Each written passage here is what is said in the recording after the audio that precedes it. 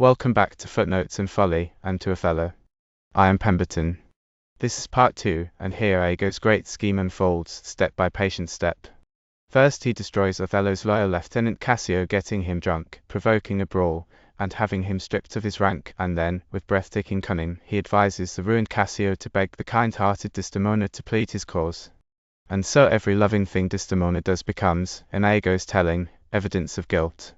Watch the central scene of the play, where Iago, pretending he is reluctant to speak, drips the first drops of suspicion into Othello's ear, and watch how the noble Moor, who trusts honest Iago utterly, begins to come apart. It is the most chilling seduction in all of drama, and not one word of it is true. Let us go on. The Moor. I know his trumpet. It is truly so. Let us go meet him and welcome him. Look, here he comes.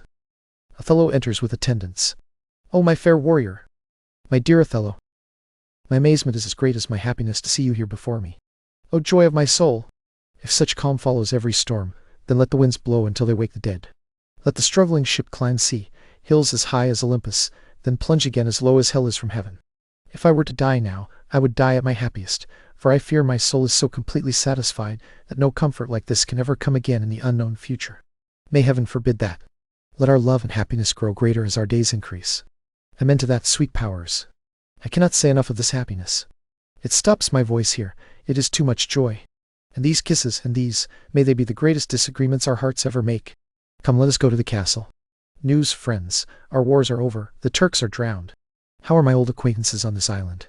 Honey, you will be much loved in Cyprus, I have found great affection among them. Oh, my sweet, I am talking foolishly, carried away by my own joy. Good Iago, please go to the bay and have my trunks brought ashore. Bring the ship's master to the citadel. He is a good man, and his worth deserves great respect. Come, Desdemona, once more welcome to Cyprus. Othello, Desdemona, and the attendants leave. Iago remains with Rodrigo. Meet me presently at the harbor. Come here. If you are brave, and they say low men in love gain a nobility beyond what nature gave them, then listen to me. The lieutenant is on guard duty tonight. First, I must tell you this, Desdemona is plainly in love with him. With him? Why, that is impossible. Put your finger to your lips and let your soul be instructed. Mark how violently she first loved the Moor, only because he boasted and told her fantastic stories. Do you think she will keep loving him for talking? Do not let your sensible heart believe it. Her eye must be fed. What pleasure can she have in looking at the devil? When desire is dulled after pleasure has been taken, then to inflame it again and make satisfaction hungry once more, there must be beauty of face, likeness in age, manners, and appearance. The Moor lacks all these. For want of these necessary comforts, her delicate nature will feel abused, begin to turn sick, lose taste for the Moor, and come to hate him.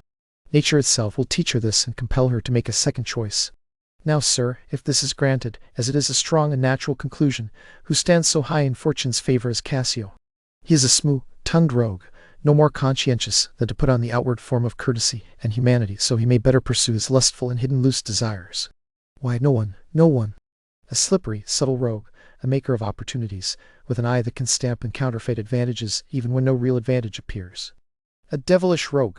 Besides, the rogue is handsome, young, and has all the qualities that foolish and inexperienced minds look for. A dangerous, complete rogue, and the woman has already noticed him. I cannot believe that of her. She is full of the most blessed qualities. Blessed nonsense. The wine she drinks is made of grapes. If she had been so blessed, she would never have loved the Moor. Blessed pudding. Did you not see her play with the palm of his hand? Did you not notice that? Yes, I did. But that was only courtesy. Lust by this hand. It was an index and dark prologue to the history of lust and foul thoughts. Their lips came so close that their breaths embraced.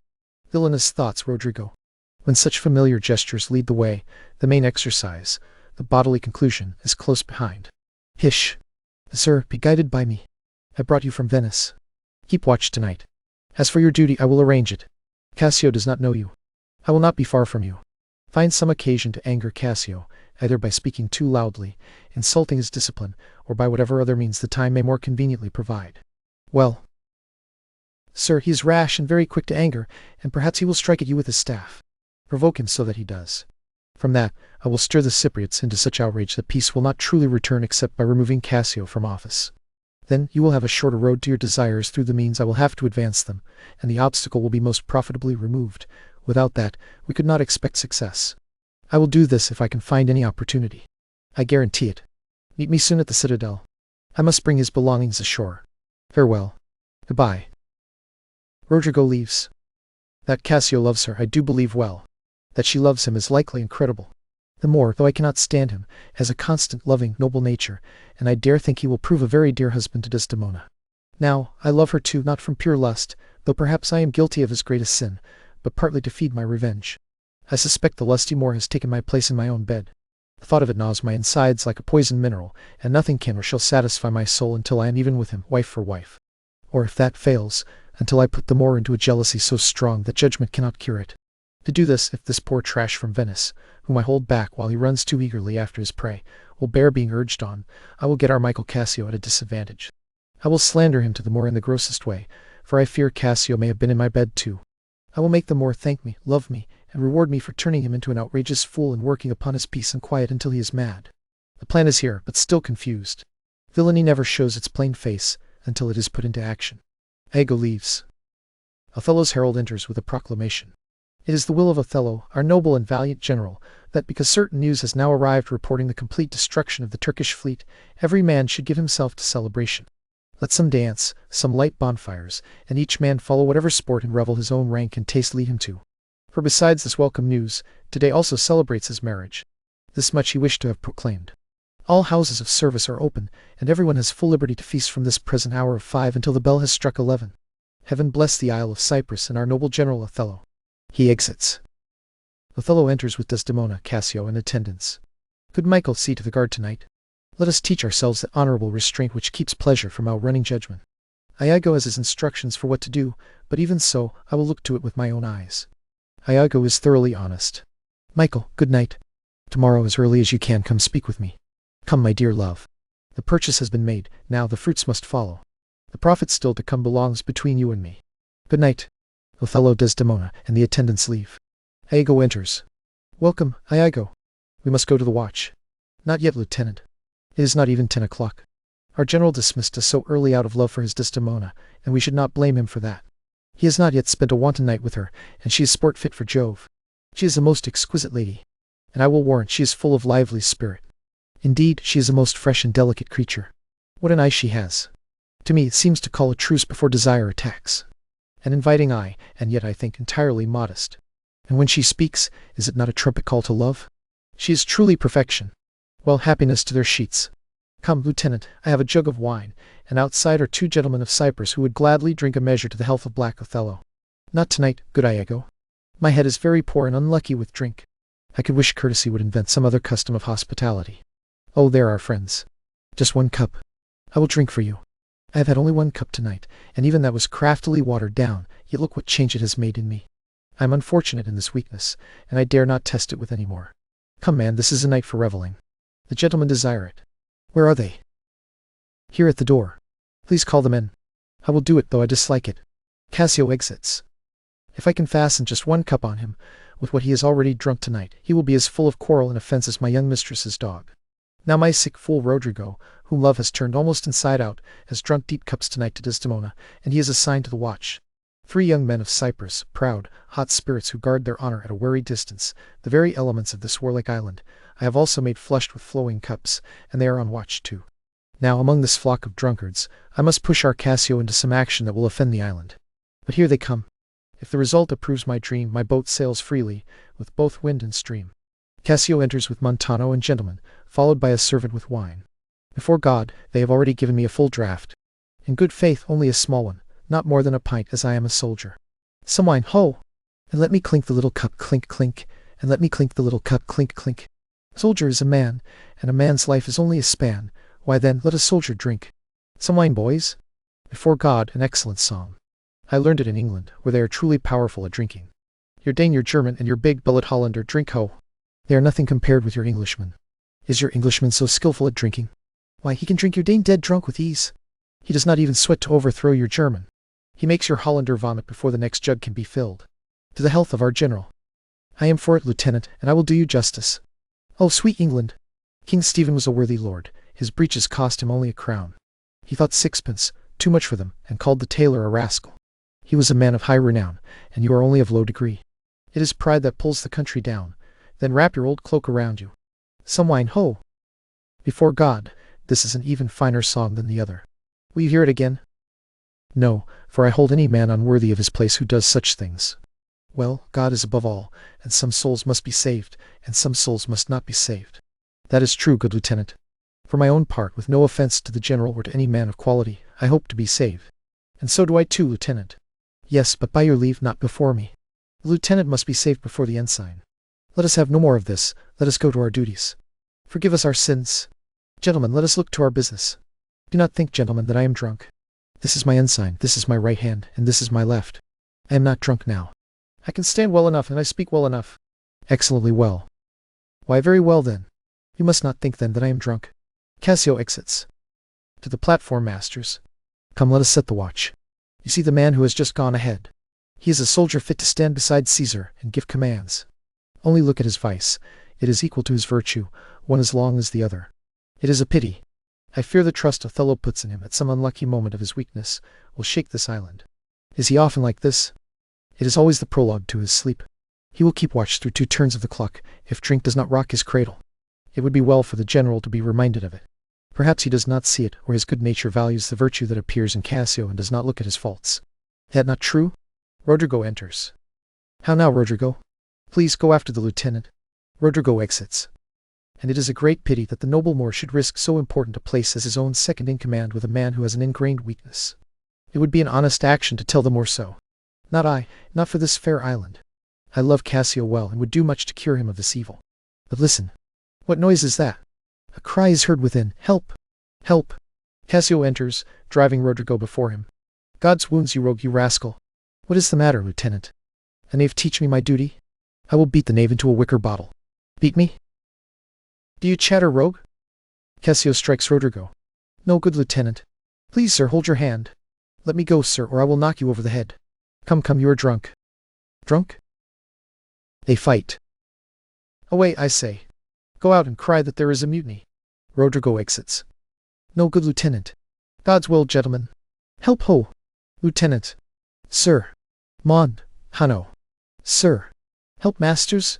Here is a fine watch indeed. A bell rings. Who's ringing that bell? Diablo, ho! The town will rise. God's will, lieutenant, stop.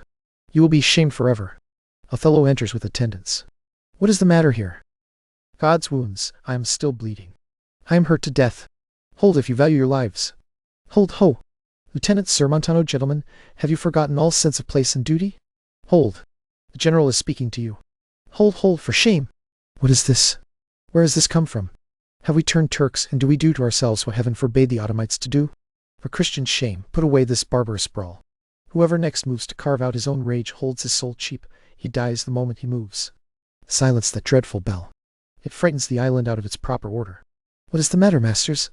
Honest Iago, you look half dead with grief. Speak. Who began this? By your love for me, I charge you. I do not know. They were all friends, only now, just now, lodged together and speaking like bride and groom undressing for bed. Then, in an instant, as if some planet had stripped men of their wits, swords were out, thrusting at one another's breasts in bloody opposition. I cannot name the beginning of this foolish quarrel. I wish I had lost, in some glorious action, the legs that brought me into any part of it. How is it, Michael, that you have so forgotten yourself? I pray you pardon me. I cannot speak.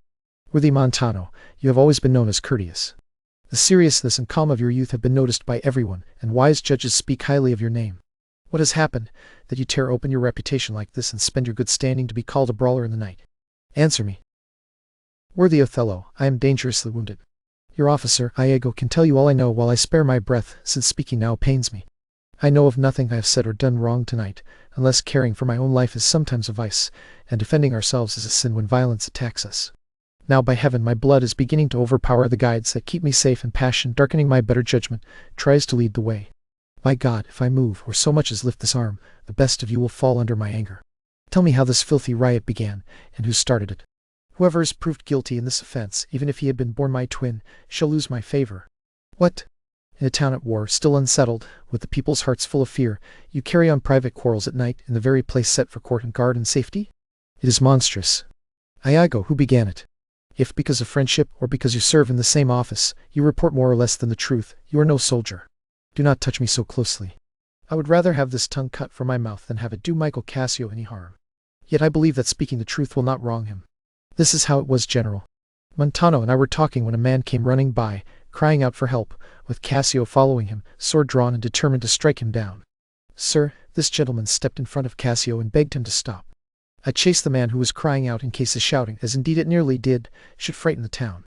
He was swift and outran my purpose, and I came back sooner because I heard swords clash and fall, and heard Cassio swearing fiercely, which before tonight I could never have said of him. When I returned, for all this happened quickly, I found them close together, striking and thrusting, just as they were again when you yourself separated them. I can report no more of the matter. But men are men, even the best sometimes forget themselves. Though Cassio may have done him some small wrong, as angry men strike even those who wish them best, I believe Cassio must surely have received some strange insult from the man who fled, something patience could not endure. I know, Iago, that your honesty and love make you soften this matter, and make it lighter for Cassio. Cassio, I love you, but you shall never again be my officer. Desdemona enters, attended. Look, my gentle love has been wakened. I will make an example of you. What is the matter? All is well now, sweetheart. Come away to bed. Sir, for your wounds I myself will see you tended. Lead him away. Montano is led off. Iago, carefully look through the town, and quiet those whom this vile brawl has disturbed. Come, Desdemona. It is the soldier's life to have his soothing sleep awakened by strife. All leave except Iago and Cassio. What, are you hurt, Lieutenant? Yes, past all surgery. Indeed, heaven forbid. Reputation, reputation, reputation. Oh, I have lost my reputation. I have lost the immortal part of myself, and what remains is animal. My reputation, Iago, my reputation. As I am an honest man, I thought you had received some bodily wound. There is more sense in that than in reputation. Reputation is an idle and very false burden, often gained without merit and lost without deserving it. You have lost no reputation at all unless you decide to count yourself such a loser. Come, man, there are ways to win the general back. You have only been cast out in his anger, a punishment more for policy than malice, as a man might beat his harmless dog to frighten an overbearing lion. Appeal to him again, and he is yours. I would rather ask to be despised than deceive so good a commander with so shallow, drunken, and reckless an officer. Drunk? And chatter like a parrot? And quarrel? Swagger? Swear? Speak nonsense to my own shadow? O invisible spirit of wine, if you have no name by which to be known, let us call you devil. Who was the man you followed with your sword? What had he done to you? I do not know. Is that possible? I remember a mass of things, but nothing clearly, a quarrel, but not the reason for it. O God, that men should put an enemy into their mouths to steal away their brains. That with joy, pleasure, revelry, and applause, we should transform ourselves into beasts. Why, but you are well enough now. How did you recover? It pleased the devil drunkenness to give way to the devil anger. One imperfection shows me another, making me honestly despise myself. Come, you judge yourself too severely. Considering the time, the place, and the condition of this country, I could heartily wish this had not happened, but since it is as it is, repair it for your own good. I will ask him for my position again, and he will tell me I am a drunkard. If I had as many mouths as Hydra, such an answer would stop them all. To be a sensible man now, then soon a fool, and immediately a beast. Oh, strange! Every excessive cup is cursed, and the thing inside it is a devil. Come, come, good wine is a good familiar creature if it is used well. Say no more against it. And, good lieutenant, I think you believe I love you. I have well proved it, sir. I drunk. You or any living man may be drunk at some time. I will tell you what you should do. Our general's wife is now the general. I may say that in this respect, because he has devoted and surrendered himself to studying, observing, and admiring her qualities and graces. Confess yourself freely to her. Press her to help restore you to your place. She is so generous, so kind, so ready, so blessed in disposition, that in her goodness she considers it a fault not to do more than she is asked. Beg her to set the broken joint between you and her husband, and I would wager my fortunes against any stake worth naming that this crack in your friendship will grow stronger than it was before. You advise me well. I swear it in sincere love and honest kindness. I believe it freely. Early in the morning I will beg the virtuous Desdemona to plead for me. My hopes are desperate if they fail me here. You are right. Good night, Lieutenant. I must go to the watch. Good night, honest Iago. Cassio exits. And who, then, can say I play the villain, when the advice I give is free and honest, reasonable to any thinking man, and truly the way to win the Moor again? It is very easy to persuade the willing Desdemona in any honest request. She is as generous as the free elements. And as for her winning the Moor, even if she asked him to renounce his baptism and every seal and symbol of redeemed sin, his soul is so bound in chains to her love that she may make, unmake, and do whatever she likes, as her desire plays God with his weakened will. How, then, am I a villain for counseling Cassio to the straight course, directly for his good? Divinity of hell!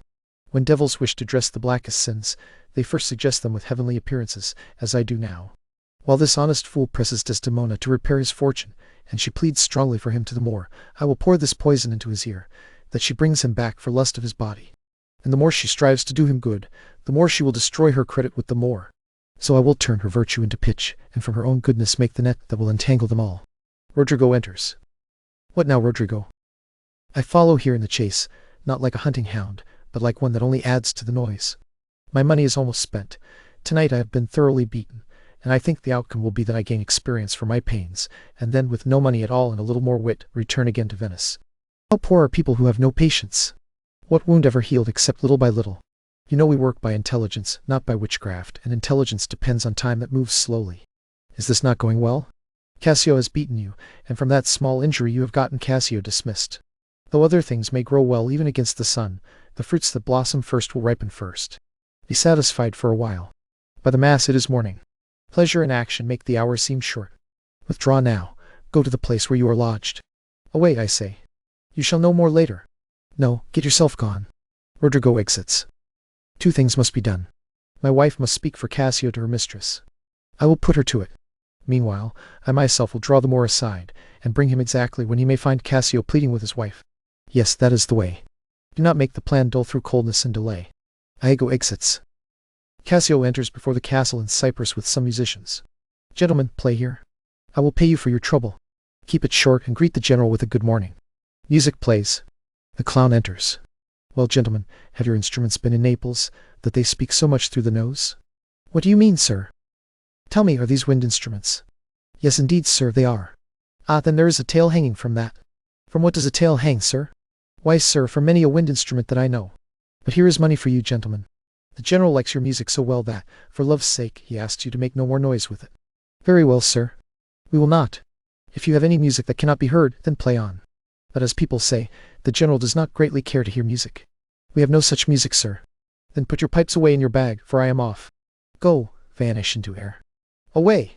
The musicians leave. Do you hear me, my honest friend? No, I do not hear your honest friend. I hear you. Please stop your quibbling. Here is a small piece of gold for you. If the gentlewoman who attends the general's wife is awake, tell her that one Cassio asks the favor of speaking with her briefly. Will you do this? She is awake, sir. If she will stir this way, I shall seem to inform her. Do so, good friend. The clown exits. Iago enters. You come at a lucky time, Iago. Then you have not been to bed? No. Day had broken before we parted. I have taken the liberty, Iago, of sending to your wife. My request is that she will help me gain some access to virtuous Desdemona. I will send her to you at once, and I will find a way to draw the Moor out of the way, so your conversation and business may be freer. I humbly thank you for it. Iago exits. I never knew a Florentine more kind and honest. Emilia enters. Good morning, good lieutenant. I am sorry for your disgrace, but surely all will be well. The general and his wife are speaking of it, and she argues strongly for you. The Moor replies that the man you wounded is highly respected in Cyprus and has powerful connections, so in sound judgment he cannot help refusing you for now. But he swears he loves you, and needs no other petitioner than his own affection to take the safest opportunity and bring you back again.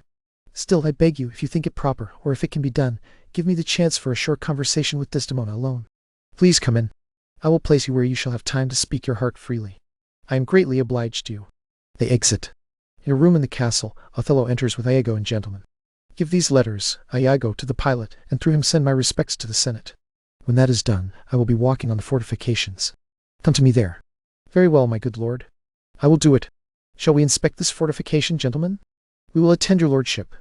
They exit. Desdemona, Cassio, and Emilia enter. Be assured, good Cassio, I will use all my power on your behalf. Please do, madame. I promise you, this troubles my husband as if the matter were his own. Oh, he's an honest man. Do not doubt it, Cassio. I will make my lord and you as friendly again as you were before. Generous madam, whatever becomes of Michael Cassio, he will never be anything but your true servant. I know it, and I thank you. You love my lord. You have known him a long time. Be well assured, he will keep his distance from you only as far as policy requires. Yes, lady, but that policy may last so long, or be fed on such thin and watery reasons, or grow so tangled in circumstance, that while I am absent and my place is filled, my general may forget my love and service. Do not doubt that. Before Emilia here, I guarantee your place. Be sure of this. If I promise friendship, I will perform it to the last detail. My lord shall never rest. I will keep watch over him until he is tame, and talk him out of patience. His bed shall seem like a schoolroom, his table like a confessional. I will mix Cassio's petition into everything he does. So be cheerful, Cassio, for your advocate would rather die than give up your cause. Othello and Iago enter. Madam, here comes my lord. Madam, I will take my leave. Why, stay and hear me speak. Madam, not now.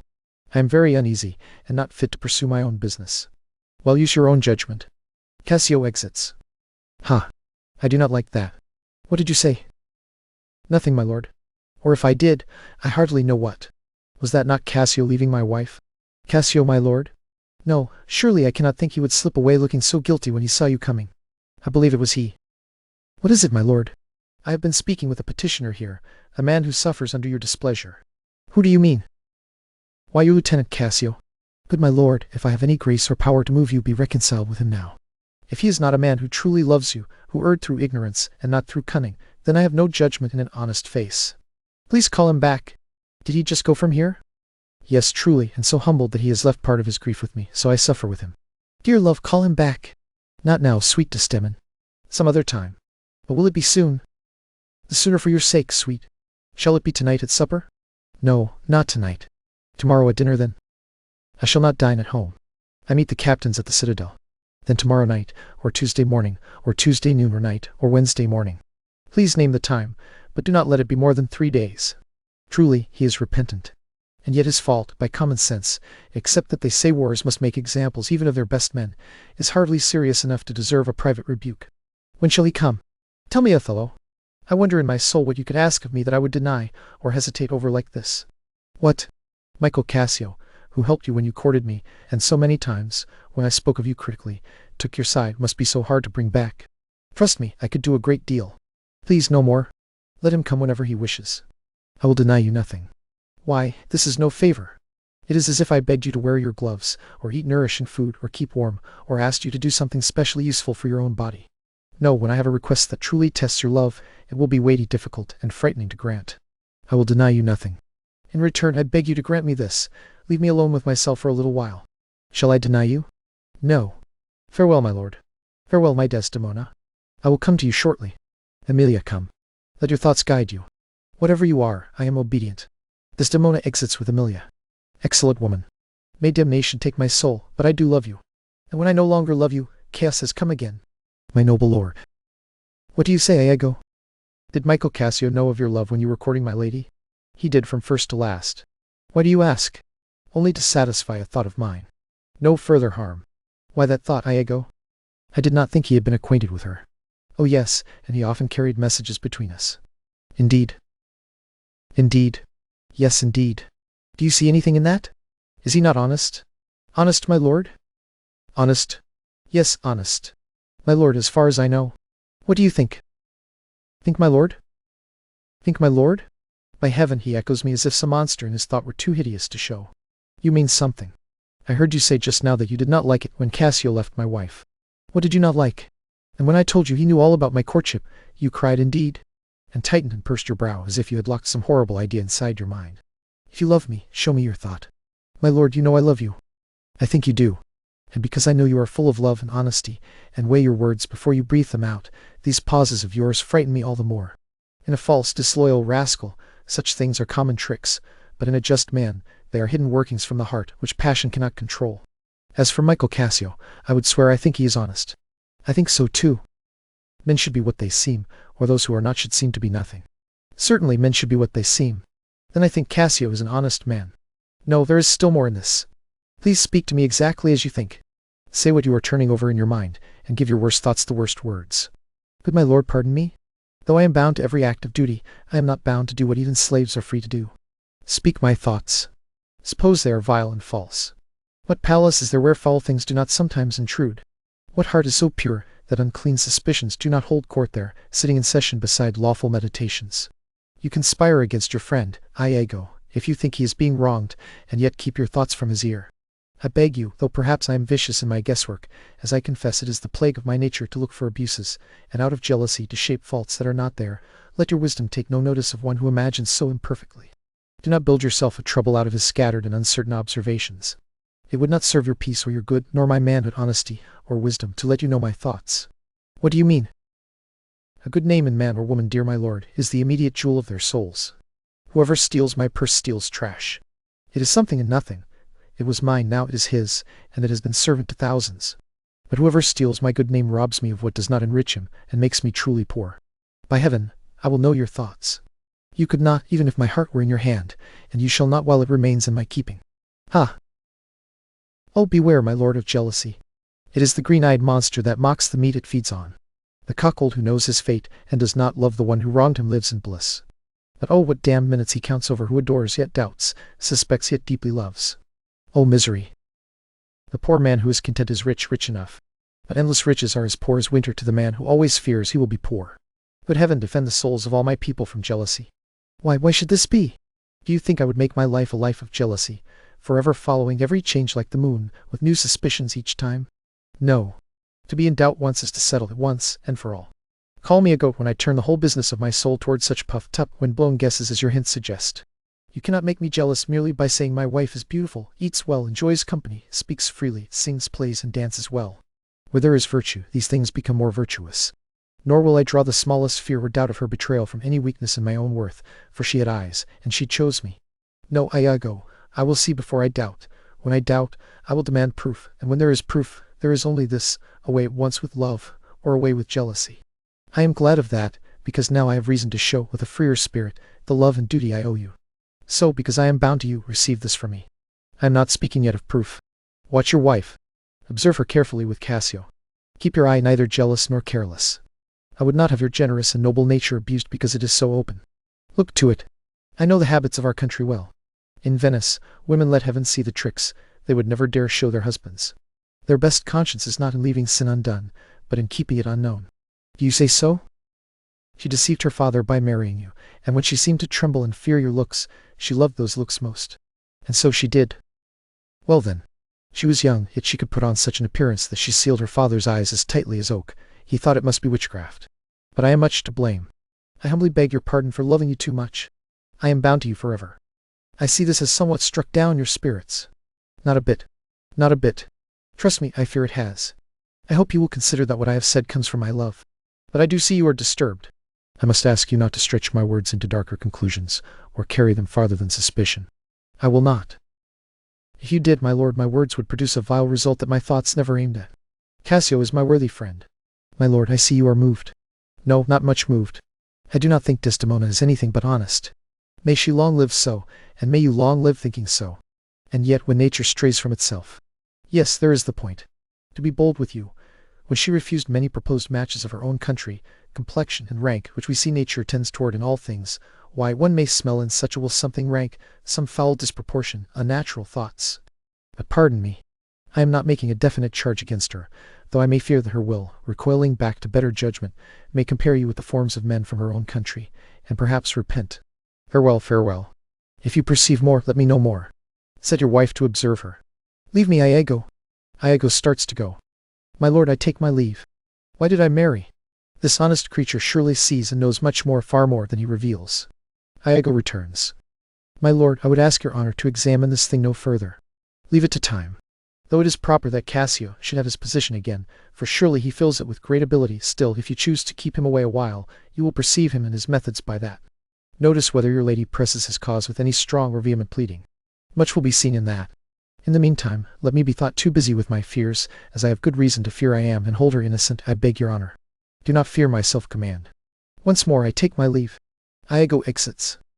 This fellow is exceedingly honest, and with a learned spirit he understands all the qualities of human dealings.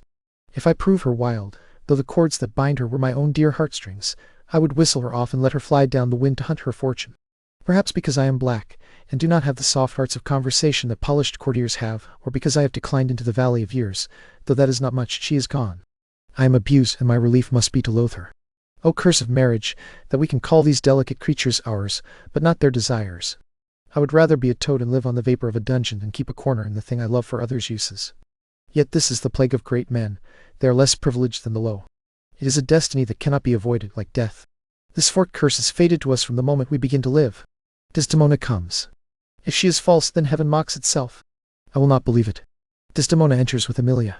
What is it, my dear Othello? Your dinner and the generous islanders you invited are waiting for your presence. I am to blame. Why do you speak so weakly? Are you not well? I have a pain here on my forehead. Truly that comes from staying awake. It will pass. Let me bind it tightly, and within an hour it will be well. Your cloth is too small. Leave it alone. Come, I will go in with you. He pushes the handkerchief away, and she drops it. I am very sorry you are not well. Othello and Desdemona exit. I am glad I have found this handkerchief. It was the first keepsake she ever had from the Moor. My stubborn husband has asked me 100 times to steal it, but she loves the token so much, because he solemnly charged her always to keep it, that she keeps it with her constantly, to kiss it and speak to it. I will have the pattern copied, and give it to Iago. What he will do with it, heaven knows, not I. I do nothing except to please his fancy. Iago enters. Well now, what are you doing here alone? Do not scold. I have something for you. Something for me? It is a common thing. What? To have a foolish wife. Oh, is that all? What will you give me now for that same handkerchief? What handkerchief? What handkerchief? Why, the one the Moor first gave to Desdemona, the one you so often told me to steal. Have you stolen it from her? No, truly. She let it fall by carelessness, and since I was conveniently here I picked it up. Look, here it is. Good girl. Give it to me. What will you do with it, that you have been so eager for me to steal it? Iago snatches it.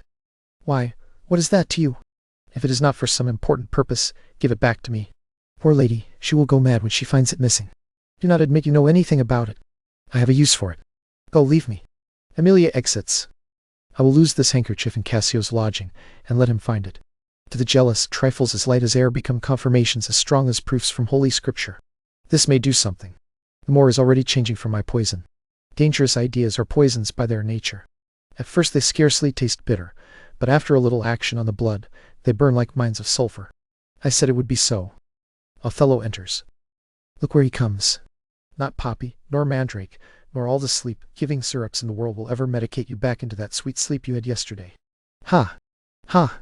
False to me? Why, what is this, General? No more of that. Away, begone. You have set me on the rack. I swear it is better to be completely betrayed than to know only a little of it. What is this, my lord? What sense did I have of her stolen hours of lust? I did not see it, did not think it, and it did not hurt me. I slept well the next night, was free and cheerful. I did not find Cassio's kisses on her lips.